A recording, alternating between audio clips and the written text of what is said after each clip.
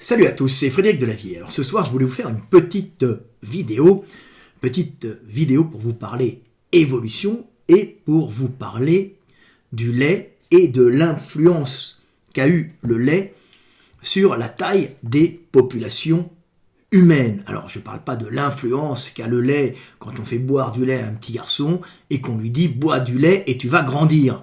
Oui, ça va aider, il y a du calcium dedans, il y a du gras, il y a des protéines, il y a tout ce qu'on trouve pour grandir, puisque c'est un élément qui favorise la croissance, puisque c'est fait à la base par les mamans des animaux pour faire croître les individus.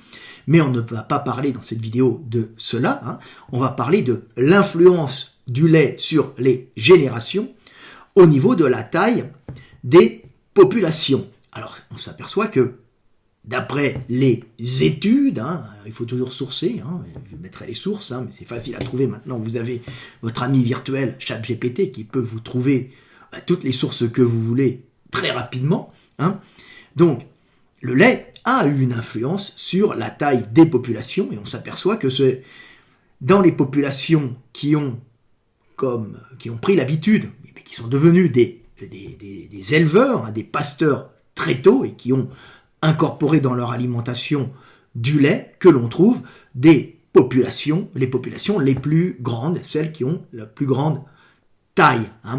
Donc, c'est un phénomène qui est très intéressant à comprendre. Alors, c'est bien sûr lié à des sélections génétiques, parce que pour consommer du lait à l'âge adulte, il faut bien sûr avoir l'enzyme lactase et des mutations permettant d'assimiler le lactose. Autrement, quand vous perdez cette enzyme, cette capacité de produire cette enzyme à l'âge adulte, comme normalement ce qui arrive à tous les mammifères, je ne parle pas des reptiles, ils n'allaitent pas, vous le savez très bien, normalement, les petits vont arrêter d'avoir une tolérance au lait, ou une baisse en tout cas de la tolérance au lait, puisqu'ils vont moins produire d'enzyme lactase, favorisant la digestion du lactose contenu dans le lait. Donc, ce qui se passe, c'est qu'on s'aperçoit que c'est les populations d'éleveurs, qui ont des animaux qui vont manger, mais qui vont aussi traire pour en prendre le lait, qui ont en général les tailles les plus élevées. Donc celles qui boivent du lait, mais celles aussi qui le digèrent. Et bien sûr, c'est passé par une casse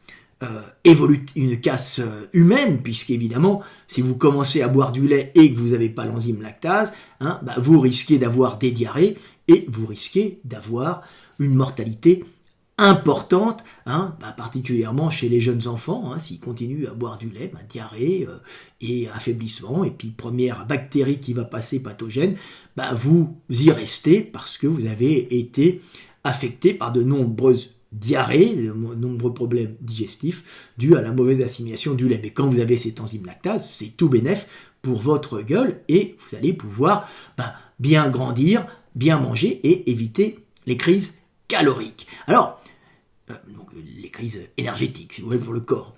Donc, c'est dans les populations qui sont des populations d'éleveurs, en général, qui boivent du lait. Alors, vous avez certaines populations qui ne boivent pas de lait cru, et qui boivent du lait fermenté, où il y a moins de lactose, mais vous avez quand même les avantages du lait. Alors, il y a quelques populations qui sont relativement grandes et qui n'ont pas l'enzyme lactase, parce qu'elles sont passées par un mode de consommation du lait plus par les fromages, par la fermentation qui détruit cette structure moléculaire qu'est le lactose.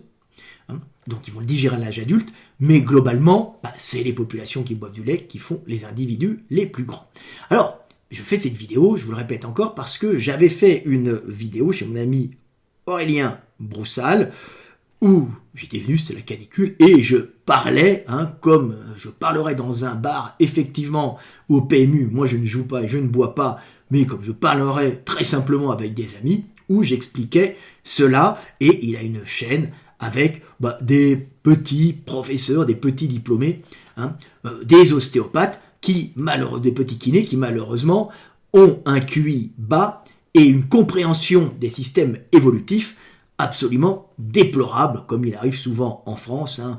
Le niveau d'études et les diplômes ne garantissent absolument pas votre intelligence et vos qualités d'analyse du milieu et d'analyse en général, ce qui fait qu'on a un très mauvais niveau chez de nombreux professionnels de la santé, particulièrement des professionnels aussi dans le sport, ce qui est bien triste.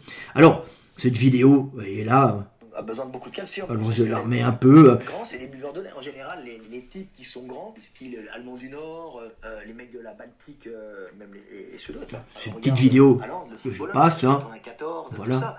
Et t'as la même chose chez les Peuls, chez les Dinka, chez les pasteurs sahéliens. C'est des mecs qui sont très grands. Parce que il n'y a pas de contre-sélection des grands qui consomment alors voilà. beaucoup de calcium. Alors, tu vois. j'expliquais ça. Ils boivent beaucoup de lait, ils vont jamais. J'expliquais ça sur mon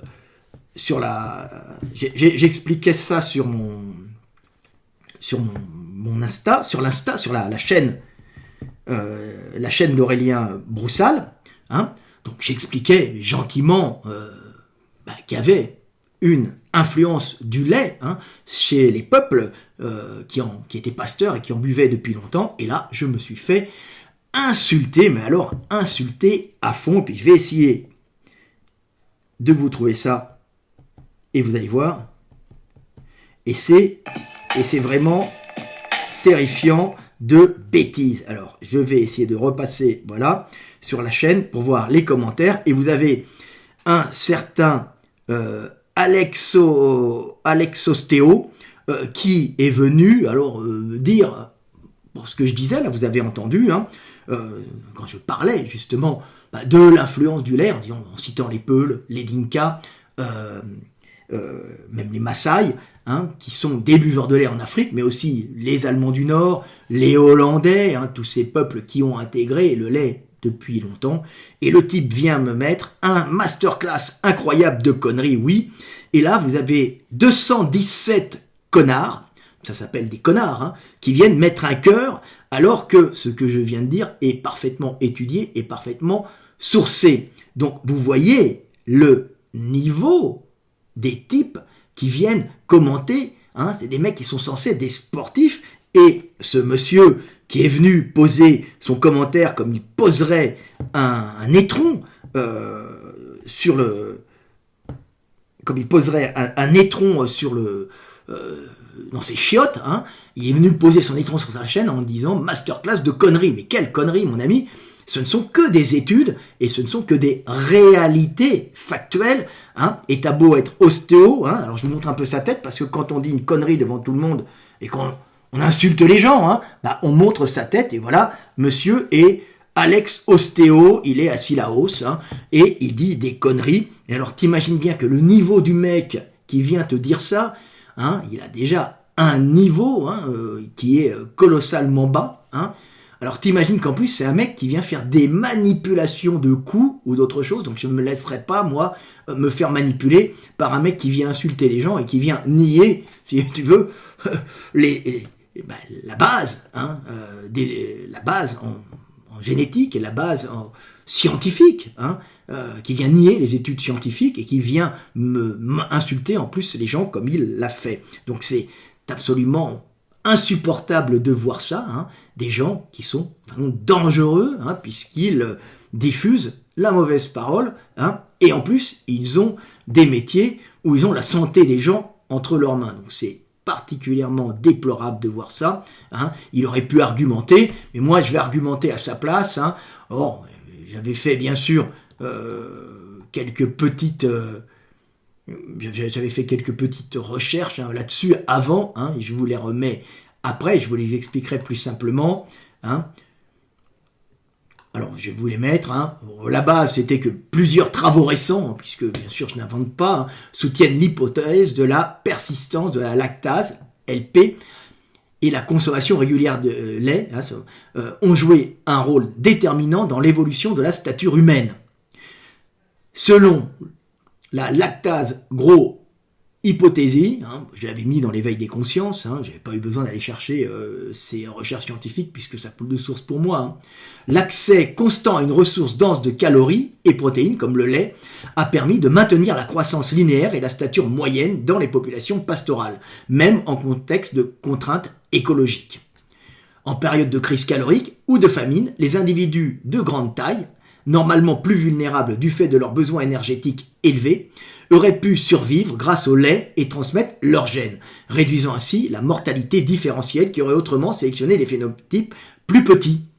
Ce mécanisme est documenté en Europe du Nord comme en Afrique pastorale, Peul, Maasai, Dinka, où la fréquence élevée de l'allèle de LP est associée à des tailles moyennes parmi les plus élevées au monde. Donc on voit une corrélation propre à la consommation de lait depuis des générations, une consommation stable, et la taille des individus. Alors bien sûr, il y a des fois des contre-exemples, mais ils sont très rares. Hein. Vous pouvez demander à ChatGPT ou faire des recherches. On les trouve uniquement, par exemple, dans les gens qui vont boire du lait, à qui on va faire boire du lait quand ils sont trop petits. Donc quand on fait boire du lait de vache, hein, particulièrement pas du lait humain, pas du lait de maman humaine, hein, mais du lait de vache qui n'est pas forcément adapté aux petits, hein, qui sont des petits, qui sont fragiles, hein, qui ont besoin d'une maman avec un lait fait pour eux. Puis sachez que le lait de la maman, il évolue en permanence, hein, en fonction des besoins du petit, un lait pour un petit qui vient de naître, hein, que la maman va sortir de ses tétés, hein, c'est pas le même qu'un lait qu'elle va donner après 6 mois, 1 an ou 1 an et demi. Il y a des modifications, tout ça s'adapte, c'est la merveilleuse nature. Hein.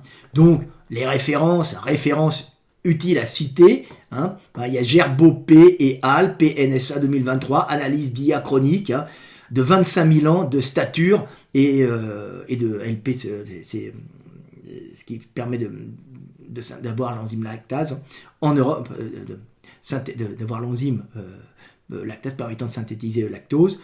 Alors, Sigurel L et Bon C, alors Frontières in Physiologie 2021, revue sur l'évolution de la lactase, persistance et la croissance. Hein, alors il y a Itan Y et AL Nature Génétique 2009, modèle de sélection rapide pour l'enzyme lactase en Europe. Holden C et Mass PNAS 97, corrélation anthropologique entre pastoralisme et lait et la taille des individus, l'enzyme lactase. Voilà, on les a tous. Hein. Tiskov S et al Nature Génétique 2007, c'est connu depuis longtemps. Hein. Variante africain pour l'enzyme lactase, hein, et corrélé aux pratiques pastorales et à la taille des individus. Donc il y a pas mal d'études sur le sujet, hein, et bien sûr m'insulter et me traiter de con et avoir 216 mecs qui viennent dire que je raconte des conneries, c'est 216 mecs qui sont des pauvres types influencés, capables de croire le premier connard diplômé qui vient vous sortir la plus grande absurdité. C'est insupportable, hein. On les a encore ici, tu vois. Alors là, les mecs qui connaissent pas, c'est ce que j'avais expliqué dans l'éveil des consciences, lactase grow hypothesis, LGH. Hein. Cette hypothèse se base sur l'observation de complexes archéologiques sur plusieurs milliers d'années, notamment en Europe du Nord. Elle suggère que les populations ayant développé une persistance de lactase tout en consommant régulièrement du lait ont bénéficié d'un apport énergétique constant, ce qui a permis d'atténuer l'impact des crises alimentaires, de turbocharger la croissance et la stature chez les jeunes, et de maintenir, voire augmenter la taille moyenne de la population, là où d'autres régimes avaient entraîné une baisse. Ah oui, alors c'est simple, hein, ça se comprend aussi, je l'ai expliqué, elle n'était pas expliqué dans cette théorie, mais je l'ai expliqué. Les grands et les costauds, c'est ceux qui supportent le moins les crises caloriques, donc les crises énergétiques, les crises alimentaires, et c'est ceux qui partent les premiers. Donc, des zones où il y a de l'élevage et l'utilisation de vaches, en général, c'est les vaches qui produisent beaucoup, qui vont brouter de l'herbe, plus ou moins sèche en fonction des pays. C'est pas les mêmes vaches que l'on a au Sahel pour les Peuls, les Dinka et les Maasai, que celles que l'on a en Europe du Nord qui bouffent de l'herbe bien plus grasse, hein, mais qui vont fournir aussi du lait avec du calcium, plus de gras au nord, un peu moins au sud, puisque c'est pas du tout les mêmes bêtes, hein, mais elles vont avoir du calcium et des protes dedans, tous en quantité variable, hein, selon les espèces et selon les milieux, bien sûr, puisqu'au nord, on a besoin de gras pour passer l'hiver, de réserve énergétique, donc tu les trouves un peu plus là-bas, mais les individus sont plus gras. Hein. Mais ce qui va se passer, c'est que les grands, qui sont costauds, qui sont allés, consomment plus, hein, mais malheureusement, ils meurent les premiers parce qu'ils consomment plus s'il y a une baisse calorique, et ce sont les petits économiques qui survivent. Donc les grandes populations, c'est des populations bien alimentées et qui, en plus, sur des générations et des générations, par cet élevage et ce lait et cette mutation permettant l'assimilation du lait, n'ont pas eu de crise calorique et ont permis la contre-sélection, dis-moi, mais c'est la conservation des grands individus qui sont fragiles aux crises caloriques, contrairement aux petits et aux moyens. Oui, c'est toujours comme ça, être grand c'est un avantage, mais pas partout, ça permet de s'imposer, ça permet d'être plus costaud quand on travaille, ça permet de se défendre quand on vient t'emmerder, ça permet de mettre les autres en domination, mais en cas de crise calorique, t'es dans la merde. Puis être grand, c'est pas bien dans les tranchées, puisque quand la tête dépasse aussi, tu te fais tirer dessus. Donc il y a des avantages aussi quand on est petit, mais pas toujours. Crise calorique et tranchée. Voilà, guerre dans les tranchées, crise calorique. Donc c'est très intéressant de comprendre ça. Ces gens m'ont insulté, ces gens sont des couillons. C'est très grave, parce qu'il n'y a pas eu de gens qui sont venus s'excuser après que j'ai donné toutes les données et toutes les études. Et après, on peut terminer pour bien rigoler là-dessus, parce que c'est tout le temps très drôle de voir ce qui se passe, bien sûr. On voit les réponses. Alors moi, j'avais répondu, et on voit les types qui viennent dire « Envoie tes études à scientifique que je rigole !»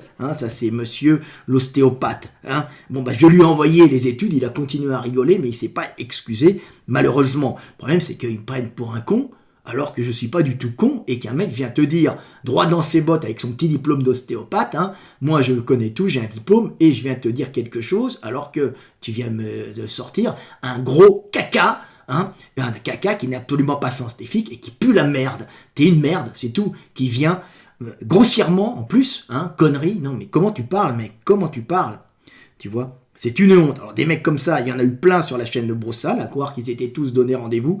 C'était la réunion des cons, Masterclass de non-sens.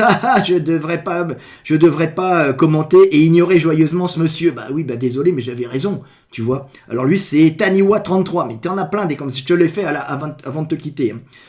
J'ai bu du lait, 1m57. Du con. Ce que j'explique, c'est que c'est pas ta taille, c'est assez intéressant de comprendre, parce que vous allez comprendre, je vais vous faire un peu de science, en commentant les couillons.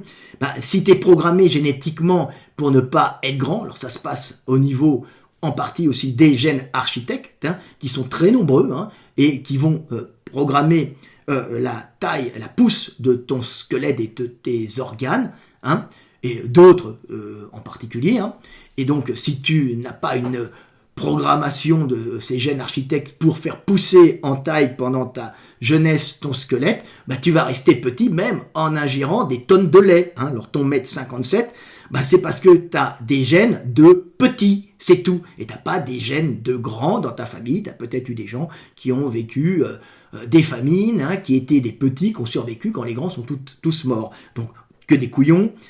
Mon oncle déchiré en fin de soirée, je suis déchiré en fin de soirée, il n'a pas vu que je parlais simplement à des gens, et le français il a besoin qu'on lui donne l'impression avec des mots savants qu'on est intelligent même quand on est con, c'est terrible. Il fume de la bonne, oui mais malheureusement c'est la science, ce que je viens de te sortir du con. Je fais 1m90 et j'ai jamais aimé le lait, alors on en a un peu rien à foutre, je t'explique aussi qu'il y a des gènes architectes pour la taille, et qu'il y a des peuples qui sont aussi des fois grands. À partir du moment où tu es bien alimenté, tu trouves du calcium et des sources de protéines et de graisse autre part que dans du lait, tu vas pousser joyeusement, parce que tu as une programmation génétique pour être grand. Mais si tu as en plus l'enzyme lactase, tu vas pousser encore mieux et atteindre ton 1m90 sans problème. Mais il y a des grands peuples, particulièrement il y en avait en Asie, en Chine, au nord, où les mecs ne boivent pas du lait, ils sont très grands parce qu'ils sont très bien administrés, très bien alimentés, avec beaucoup de gras, du porc, des végétaux où on trouve quand même aussi des minéraux dedans, donc c'est pas mal. Ils bouffent bien, ils bouffent correctement, ils bouffent peut-être du bouillon de poule, avec du collagène dedans, ils ont tout ce qu'il y a pour bouffer, mais ils n'ont pas de lait, et comme ils mangent bien depuis des générations, il n'y a pas de contre-sélection, d'élimination des grands. Pas que le lait, mais le lait favorise. On va continuer avec les trous-ducs. Mais qui autorise la publication de ces conneries? Alors voilà, désolé, mais les mecs, c'est pas des conneries, c'est la réalité. Vous êtes sur la chaîne d'Aurélien Broussal. Hein, alors normalement c'est des mecs bien, mais là c'est il s'était donné rendez-vous, le rendez-vous des débiles. Hein. Comment font les... Alors rien, le mec est un con, mais la question est très bonne, vous allez voir. Comment font les herbivores avec une masse osseuse importante dans la nature pour cet apport en calcium sans consommer une goutte de lait? Trou du cul, alors je vais t'expliquer.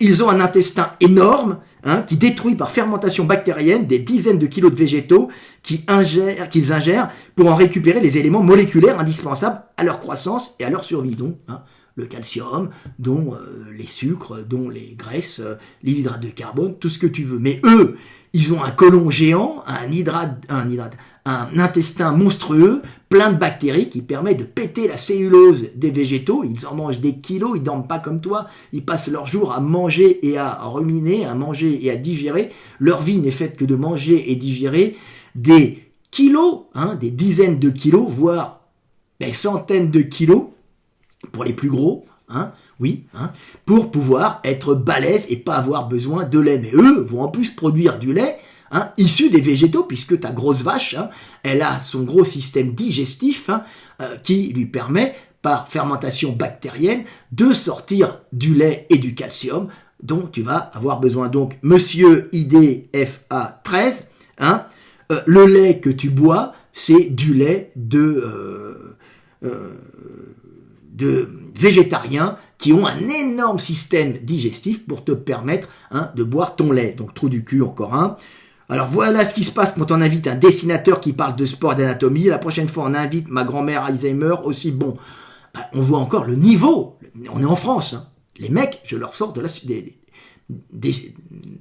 explications qui sont sourcées, hein, scientifiques. Hein. Et voilà, un trou du cul est venu parler de ça, et puis ils te prennent pour un con. Bon, après, globalement, les mecs, c'était plusieurs milliers qui disaient qu'ils étaient contents. De la broscience à son plus haut niveau, quand la désinformation rencontre l'égocentrisme. Ah bravo. Ah bah oui, ah bah bravo. Tu vois, le mec, aucune contre-argumentation depuis tout à l'heure, hein. Insulte, je suis la broscience, on sent la zététique, on sent le bas QI des petits diplômés qui ne feront rien de leur vie. Hein.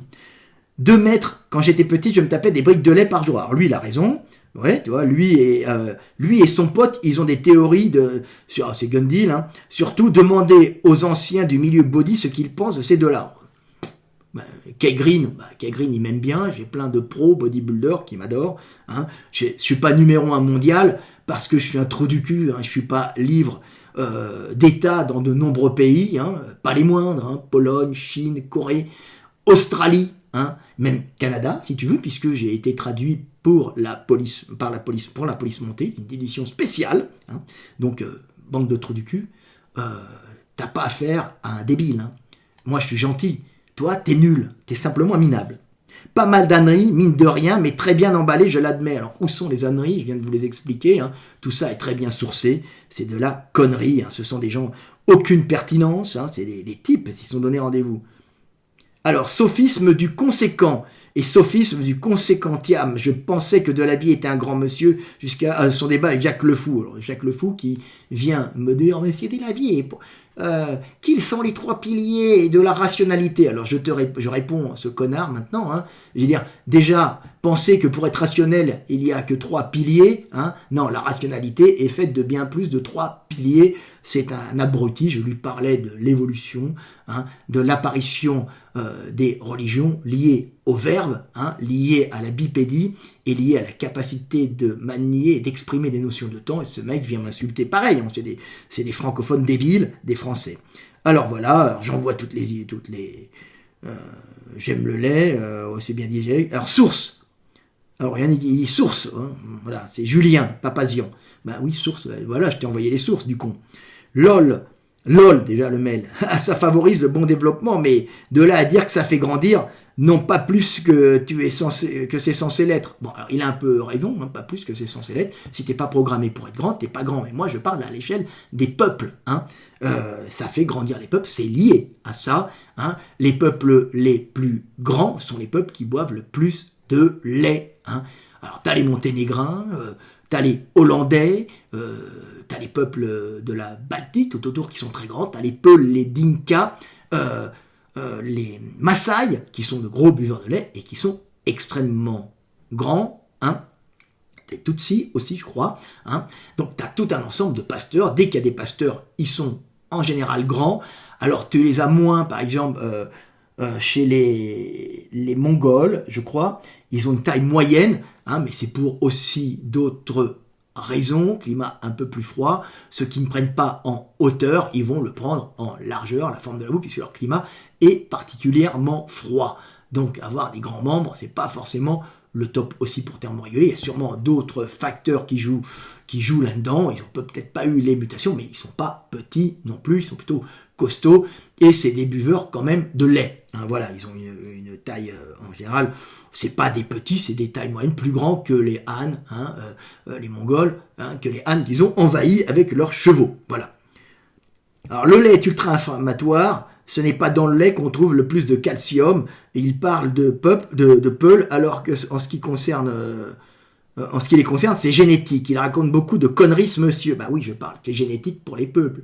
Il y a une sélection, il n'y a pas une élimination des individus qui sont grands, hein, pour la bonne raison qu'il n'y a pas de carence alimentaire, hein, très rarement de carence calorique chez les peuls, ce qui permet de maintenir par ce lait permanent, hein, par cet apport calcium, protéines, graisse, hein, et hydrates de carbone donnés par le lait, hein, des aliments qui évitent les crises caloriques et l'élimination des grands. Vous n'avez pas compris le principe. Hein. Le principe, c'est que le lait évite les crises caloriques et évite l'élimination des grands, hein, c'est-à-dire des gens qui ont une programmation génétique pour pousser au niveau des cartilages de conjugaison, et pas que, au niveau des tissus, hein, les gènes architectes pour être grands. Voilà, hein, tout simplement. Et pour être bien bâtis, costauds. Voilà, eux sont longilignes, parce que c'est africain, avec des mollets courts et tout ce que vous voulez, mais ils ont beaucoup de calcium, donc ils grandissent. Voilà, il n'y a pas de grands qui vont se casser parce qu'ils n'ont pas assez de calcium, puisque si t'es grand et t'as pas assez de calcium, ben t'es dans la merde. Hein. Ça pompe, un grand squelette. De la vie est un sketch, on se croirait au PMU du coin. Alors vous voyez qu'il n'y a jamais aucune étude, c'est des mecs qui viennent français, un français de base. Hein. C'est surtout la protéine. Au Japon, avant la guerre, la consommation de protéines était relativement basse. En France aussi d'ailleurs. C'est surtout cet accès pas cher à la protéine animale qui a rendu les humains plus grands. Elle dit, oui, bien sûr, l'accès à la protéine, je vais l'expliquer aussi, l'accès à la nourriture rend les humains plus grands, mais un grand squelette est favorisé par un apport de calcium, tout simplement. Hein. Et le calcium, ça permet de sélectionner les individus grands, mais en plus très grands, avec une capacité à générer par ces gènes architectes qui font pousser le squelette, hein, un grand squelette. Voilà. Donc les mecs n'ont pas compris, des mecs qui mettent des émojis rigolent, effectivement. Alors là, il y en a un qui est pas con, là, Yves Lobo. Hein. Alors, qu'est-ce qu'il disait sur le lait? Ah oui, alors lui, il parle des protéines. Alors, à contrario, les Mongols ont une taille moyenne et ont toujours conseillé beaucoup de lait et de viande séchée. Ils sont d'ailleurs un des rares peuples asiatiques à parfaitement digérer le lactose, d'où leur capacité et succès à la conquête du monde. Oui, effectivement, mais ils sont en général plus grands que les Han, hein, et ils étaient plus grands que leurs voisins, même s'ils n'étaient pas hyper grands comme les Nordiques ou les Peuls, hein, mais ils étaient quand même costauds. Alors, il faut voir aussi la quantité de lait qu'ils buvaient par rapport à la graisse animale, à la viande de cheval ou autre. C'est tout le temps intéressant. Alors, lait, source de calcium, de la vie, source de conneries. Bravo, c'est un peu triste. Je fais 1m98, je ne digère pas le lait. Mais j'en ai rien à foutre que tu digères pas le lait. On parle pas de toi, hein, on parle pas des exceptions, comme je l'explique tout le temps. En Afrique subsaharienne, où il y a une forte luminosité, les gens sont par sélection génétique, pour éviter les érythèmes qui laissent passer les bactéries, hein, et pour éviter de brûler, ils sont tout noirs. Mais bien sûr, il y a des Africains subsahariens qui sont tout blancs, hein, avec les yeux rouges. C'est ce qu'on appelle des albinos, hein, bien sûr. Mais toi, mec, t'as pas compris que je parlais pas de toi, que je parlais de tendance globale. Voilà. Lol, 1m20 de pure connerie, il a tout dit, lui a raison, non. C'est quoi la contre-évolution? C'est contre-sélection, j'ai dit. Hein. Alors, faire plus de choses. Alors qu'est-ce que c'est que ces conneries? J'ai bu du lait toute ma vie et j'ai jamais atteint le 1m80. Je suis en dessous. Bon, on s'en fout, on parle pas de toi, on parle de tendance globale. N'importe quoi. Le lait, c'est pour les veaux déjà. Alors on arrive avec histoire de joyeux. Hein. Le lait, c'est pour les veaux. Les grands consommateurs de lait sont souvent obèses, comme ma mère. Sa mère, on s'en fout. Elle me donnait beaucoup de lait pour soigner mon rachitisme, alors que j'étais allergique au lactose. Résultat, inflammation multiple. Puis un docteur lui a dit de cesser le lait. Bah oui, le lait, comme je vous l'ai expliqué au début, c'est bon, sauf si tu n'as pas l'enzyme lactase et si tu fais aussi certaines allergies aux protéines de lait, ce qui est possible aussi. On peut avoir des allergies, non pas au lactase, mais à certaines protéines contenues dans le lait. Hein. C'est pas que le lactose qui pose un problème, il y a d'autres problèmes. Ça s'est calmé, le calcium se fixe avec la vitamine D. Or, je vivais dans le nord et la grisaille. Effectivement, hein, c'est pour ça que les blancs sont blancs en général. Hein, c'est parce que il faut synthétiser la vitamine D. Tu peux avoir autant de calcium que tu veux. Si tu peux pas synthétiser la vitamine C et que tu vis dans une cave, tu vas souffrir de rachitisme. Hein, et tu vas être très mal, tu vois, ça va être gravissime. Tu vois, sans lumière solaire, si vous fixez pas le calcium, c'est dû à un manque de soleil sur votre peau. Rien à voir avec le lait. Alors, il n'a pas compris que c'était multifactoriel. Les gens sont bêtes. Hein. Je me suis aperçu que tout le monde n'a pas 152 QI. Je sais pas, peut-être plus, peut-être moins. Ça dépend. Le mien est très variablement dispatché dans ma petite cervelle, en tout cas dans mes facultés. D'autres sortes, je suis parfois très nul et parfois je survole tout le monde. D'ailleurs, il y a plus de calcium dans d'autres aliments végétaux. Faites vos recherches. Mais oui, bien sûr. Mais comme on dit, il faut qu'il soit disponible et il faut que tu bouffes assez de végétaux. Et le vrai problème, c'est de manger assez de végétaux. T'es pas forcément une vache, hein, avec cette capacité à digérer des tonnes de végétaux. Hein. T'as pas forcément un grand intestin fait pour un grand côlon, fait pour péter par fermentation bactérienne les fibres de cellulose des végétaux. Alors, évidemment, il y a d'autres végétaux qui vont être travaillés à l'agriculture et dont on va pouvoir sortir du calcium. Hein. Alors, les peuples éleveurs sont grands alors que les peuples cultivateurs sont petits. Les peuls sont des éleveurs. Alors il a raison, les seuls qui peuvent boire du lait, c'est les Européens du Nord, mais ils ont aussi une grosse consommation de viande et de poissons gras, comme le saumon. Oui, c'est un ensemble. Où tu as les plus grands, c'est quand il y a lait, et les plus grands et les plus gros, c'est lait et consommation de viande et de graisse, hein, et de tout ce que tu peux trouver dans les produits animaux. Les Islandais, hein, comme Thor, la montagne, qui vient de nous faire ses 510 kilos, aidé par sa nouvelle combinaison à renfort postérieur pour le tir en arrière, hein, il vient de nous faire 510 kilos et c'est un grand Islandais qui digère parfaitement le lait. Hein. C'est pas un petit Méditerranéen qui n'a pas bu de lait ou un petit Chinois du Sud qui n'a pas l'enzyme lactase. Bien sûr, c'est évident. Hein. Et si les habitants les Vikings étaient costauds, c'est qu'ils avaient du lait, des cochons et des poissons gras, hein, ce qui leur permettait d'être costauds, d'avoir une bonne taille. Alors, ils n'étaient pas à 2 mètres comme maintenant, hein, mais ils étaient déjà plus grands à l'époque, hein, et d'avoir une bonne démographie, ce qui fait un moment, ce qui a fait qu'ils ont été obligés de quitter avec leur dracard, leur bateau à fond plat, leur région, hein, parce que la forte démographie entraînée par l'accès à la nourriture abondante, hein, les a obligés à aller faire chier toute l'Europe et aller piller tout le monde. Bah oui, c'est fait ça aussi, c'est souvent ça. Hein, quand tu as beaucoup de lait et beaucoup de nourriture, tu pilles, un peu comme les Mongols ou les Yan Maya. Hein. Pour les gens qui comprennent, on est peu de choses, le milieu fait l'homme, et en général, ce sont des buveurs de lait, des mangeurs de viande et des pasteurs cavaliers qui font chier le monde, ou, comme les Vikings, hein, des pêcheurs commerçants, buveurs de lait et mangeurs de poissons gras et de cochons, hein, qui vont venir emmerder tout le monde. Voilà. Alors 1m65, je bois énormément de lait, et je mange des yaourts. Bah oui, mais on n'en a rien à foutre. Je t'explique que c'est global. Si tu as une génétique de nain, hein, bah tu resteras un nain, même si tu bois du lait et que tu as l'enzyme lactase. Il dit que de la merde, alors GLM, bon, le mec il dit que de la merde, sauf que je dis pas de la merde.